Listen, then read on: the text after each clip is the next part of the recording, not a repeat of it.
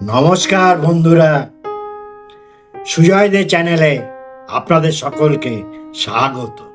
আচ্ছা বন্ধুরা, আমরা নাকি পৃথিবীর চতুর্থ বৃহত্তম অর্থনৈতিক শক্তি। জাপানকে পিছনে ফেলে আমরা চতুর্থ স্থান দখল করেছি। এই তো বিকশিত ভারতের অমৃতকাল, কি বলুন? কি আনন্দ আমাদের, চারদিকে শুধু খুশি। এই রকম শক্তিশালী অর্থনীতির দেশে কি অভাব, অনাহার, অপুষ্টি, বেকারি থাকতে পারে? নিন্দুকরা এইসব রটনা করে, এসব কথায় কান দেবেন না। এই বেটারা অবশ্যই শহুরে নকশা। আচ্ছা বন্ধুরা, আপনাদের মনে এই প্রশ্নটা কখনো উকি দেয়নি যে কেন ডলারের সাপেক্ষে রুপি মানে ভারতের টাকার দাম গত 10 বছরে ক্রমাগত তলানিতে চলেছে? মোদি বলেছেন ভারত হলো বিশ্বগুরু, $5 ট্রিলিয়ন অর্থনীতি। কিন্তু ডলারের সামনে রুপির অবস্থা অনেকটা হাড় জিরে রিকেট শিশুর মতো। কখনো আপনার কি মনে হয়নি চতুর্থ বৃহত্তম দেশের মানুষ হওয়া সত্ত্বেও আমাদের কেন এত কষ্ট, অভাব? কেন আমাদের মাথা পিছু আয় এত কম? ভারতের সাথে এশিয়ার কয়েকটি দেশের মাথা পিছু আয়ের তুলনা করা যাক। ভারতের মাথা পিছু মাসিক আয় 21,000 টাকা, যেখানে জাপানের মাথা পিছু আয় 2,40,000 টাকা। সিঙ্গাপুরের মাথা পিছু আয় 6 লক্ষ টাকা। চীনের 89,349 টাকা। দক্ষিণ পূর্ব এশিয়ার একটা ছোট্ট দেশের কথা বলি, দেশটার নাম সিঙ্গাপুর। সে এক রূপকথার দেশের মতো। সে দেশের 90% খাদ্যশস্য আমদানি করতে হয়, অন্য দেশ থেকে আনতে হয়। সে দেশে খাদ্যশস্য উৎপাদন হয় না বললেই চলে। সে দেশে খনিজ তেল নেই, 100% পেট্রোলিয়াম আমদানি করতে হয়। অথচ দেশটির আমদানি থেকে রপ্তানি বেশি, অর্থাৎ ব্যালেন্স অফ ট্রেড পজিটিভ। এবং সিঙ্গাপুরের মানুষের মাসিক আয়, যেটা আগেই বলেছি, প্রায় 6 লক্ষ টাকা, যেখানে আমাদের মাত্র 21,000 টাকা। এটা সম্ভব হয়েছে কেমন করে? প্রশ্ন জাগে না মনে? তার কারণ সেখানে নেতারা কাজের থেকে বেশি বক্তৃতা করেন না, দেশকে এবং দেশের মানুষকে নিজের থেকে বেশি ভালোবাসে। তাদের বিশ্বগুরু হবার বা প্রচারের আলোয় থাকবার ইচ্ছে নেই। ভিডিওটা শেষ পর্যন্ত দেখুন, কারণ আমি কিছু অস্বস্তিকর সত্যি কথা বলবো, যা হয়তো হজম করতে কষ্ট হবে। কয়েক বছর আগে $1 বিনিময়ে 60-65 টাকা ছিল টাকার দাম। $1 ইকুয়াল টু 60 টাকা কি 65 টাকা। এখন $1 ইকুয়াল টু 80 টাকার মতো। টাকা যেন বিরাট কোহলি সেঞ্চুরির পথে। আচ্ছা, 4 নম্বরে অর্থনীতির মুদ্রা এত দুর্বল কেন? সীমাহীন বিদেশি ঋণ, আমদানি বেশি, রপ্তানি কম, কৃষিতেই উৎপাদনশীলতা কম, কম ক্রয় ক্ষমতা, অর্থনৈতিক অসাম্য, সীমাহীন দুর্নীতি ও কালোবাজারি। এই হলো আমাদের ব্যর্থতার মূল কারণগুলো। ফলে ডলার আজ যেন BMW কার, আর টাকা হলো কলকাতার রাস্তায় হাতে টানা রিক্সা।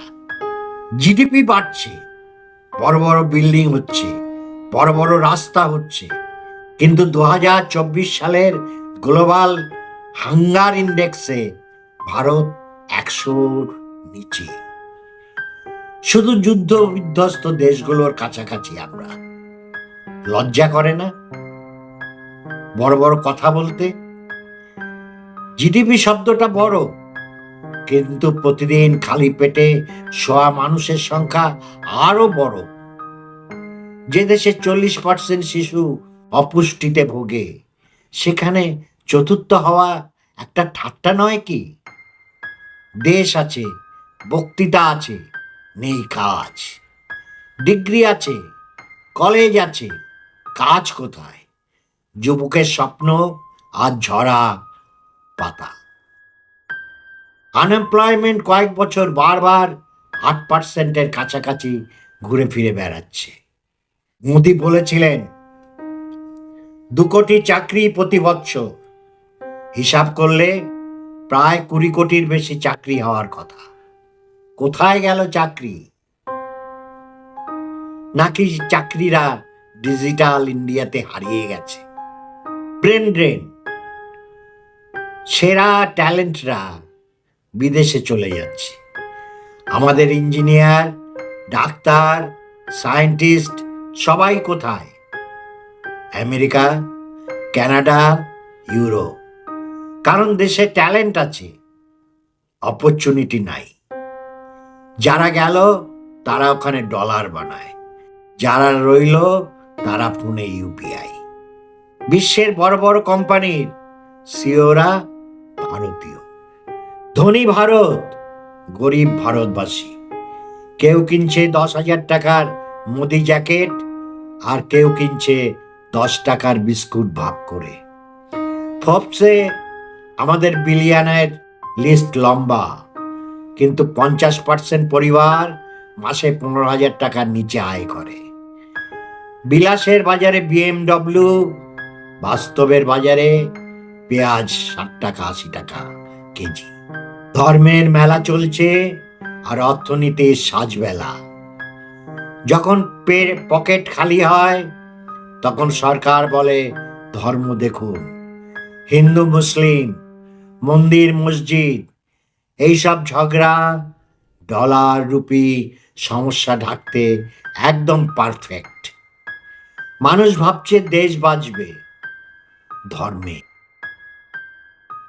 কিন্তু ডলার বলছে আমাকে না ধরলে তোরা বাঁচবি না। আমাদের আসল সমস্যা খাদ্য সংকট। সেই 6-এর দশকে খাদ্য বিপ্লব বা সবুজ বিপ্লব হয়েছিল, তারপরে আর কৃষিতে উৎপাদনশীলতা বাড়েনি। বেকারত্ব, দুর্বল শিক্ষা ব্যবস্থা, স্বাস্থ্য খারাপ, রুপির পতন, ব্রেন ড্রেন, এসব করে দিলে দেশ আসলে চতুর্থ না, চিন্তায় চতুর্থ শ্রেণী। স্যাটায়ারের আড়ালে, হাসির আড়ালে আমি শুধু জানাতে চাই, আমার দেশের টাকা কেন দুর্বল? কেন আমাদের ভবিষ্যৎ বিদেশে পালায়? জিডিপি বাড়লে জীবন কেন ছোট হয়, শীর্ণ হয়, হেরে যায়? দেশ বড় হওয়ার মানে মানুষের পেট ভরা, মাথা উঁচু। যদি তেমন না হয় তাহলে উন্নয়ন শুধু টিভির বিজ্ঞাপন। বন্ধুরা, ডলার রুপি খেলাটা বুঝে নিন, নইলে একদিন আমাদের পকেটে লেখা থাকবে made in USA poverty edition. ভাবুন, নিজেকে প্রশ্ন করুন, কারণ জাগ্রত নাগরিকই আসল বিশ্বগুরু। আমার ভিডিওটা যদি আপনাদের ভালো লাগে, লাইক করুন, শেয়ার করুন, আর যারা এখনো সাবস্ক্রাইব করেননি তারা আমার চ্যানেলটা এখনই সাবস্ক্রাইব করুন এবং নোটিফিকেশন বেলটা বাজিয়ে দিন, যাতে এইরকম প্রয়োজনীয় এবং বিতর্কিত আলোচনায় আপনারা অংশ নিতে পারেন। আবার আসবো নতুন একটা ভিডিও নিয়ে। ততদিন আপনারা সবাই সুস্থ থাকুন, ভালো থাকুন, আনন্দে থাকুন, আর বলুন আনন্দই হচ্ছে ঈশ্বর।